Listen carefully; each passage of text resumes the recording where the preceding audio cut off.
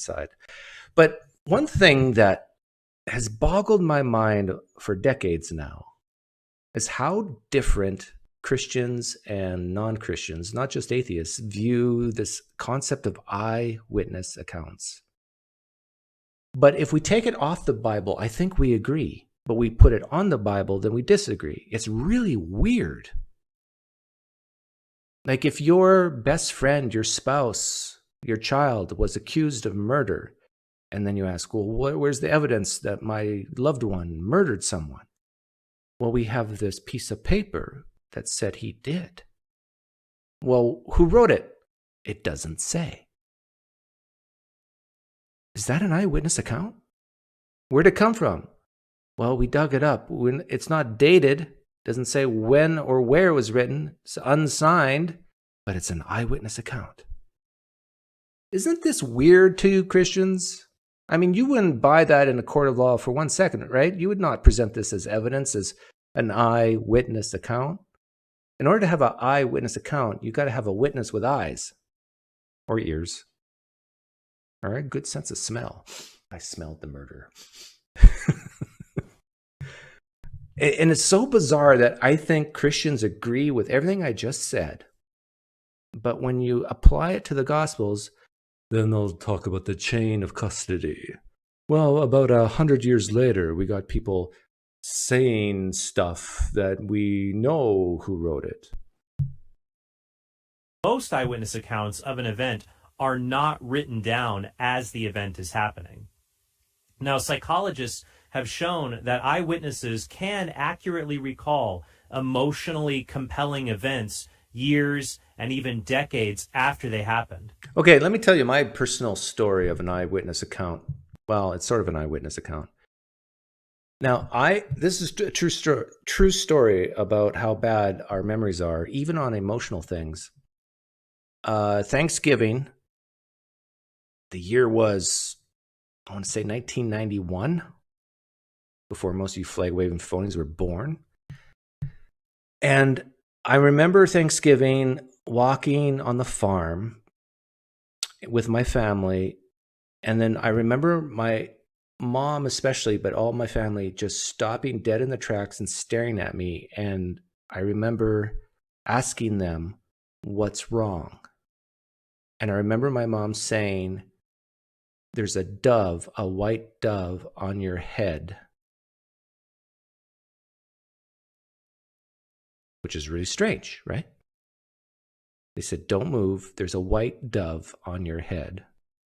Now, I'm a Christian at this point. They're all Christians. And I thought at the time this was very like a symbolic type thing. What it symbolized, I'm not sure, but it was like, I almost felt like Jesus, when being baptized by John the Baptist and the Spirit coming down from the clouds and infusing me, instilling into me some type of power. Maybe that's why I have powers today. Now, about 2 years ago, fast forward to the year, just before COVID, I went back to Canada and I started telling the story. Hey guys, remember that day when this dove landed on my head and you guys were all staring at me? They all looked at each other and said, what are you talking about? There was no dove that landed on your head. To this day, I have no idea what happened there. Did I imagine this whole thing? I thought this was history, but it turns out it was mytho-history. Oh, poor William Lane Craig. He's never going to live that down. For example, a 2005 study by Berntsen and Thompson of elderly residents in the country of Denmark showed their memories were very accurate when it came to remembering things like what the weather was like on the day Denmark was liberated from Nazi occupation 60 years earlier. Yeah, but I wonder if they can remember details like, well, what was the temperature at 12 noon? What was the high of the day? What was the low? What was the wind speed in miles per hour? No, they're not going to remember that stuff. Who were involved in the Danish resistance movement had even more vivid memories of those same events that, keep in mind, happened 60 years into the past. So this would correspond to the disciples being able to vividly remember emotional moments of Jesus' ministry and write them down many years after those events took place.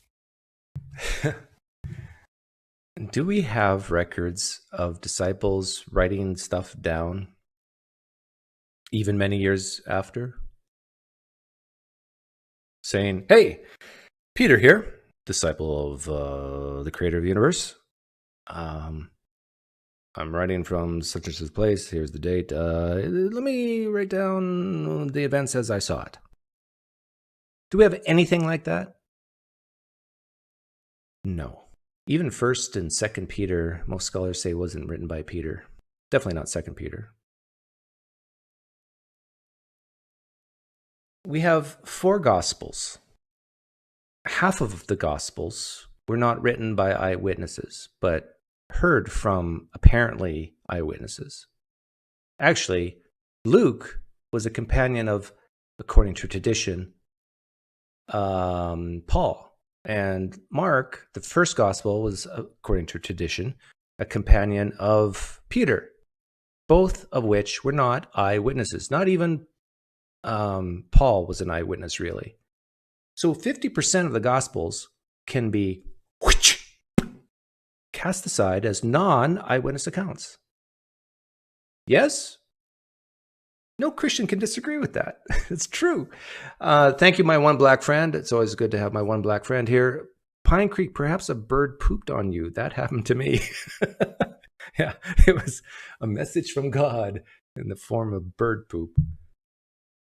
So 50% of the Gospels is not direct eyewitness accounts, even if you believe that Matthew and John wrote Matthew and John, which most scholars don't, or at least a lot of scholars don't. And then within the text itself of Matthew and John, how much of that was Matthew there to witness? Was Matthew there when Jesus was born? There by eyewitness accounts for the birth narrative. I mean, direct eyewitness accounts. Was John there? If the disciple John actually wrote the book of John, which a lot of scholars don't believe that's the case. Even conservative scholars don't believe that. I mean, even at best, maybe half of Matthew was directly seen by Matthew, and half of John was seen directly by John, and half of the Gospels are written by eyewitnesses, so that's half of a half. 1/4, 25% of the Gospels is eyewitness accounts, even if you accept the traditional authorship. Oh, Pine Creek casting doubt. The doubt waters are rising. It's like the days of Noah. So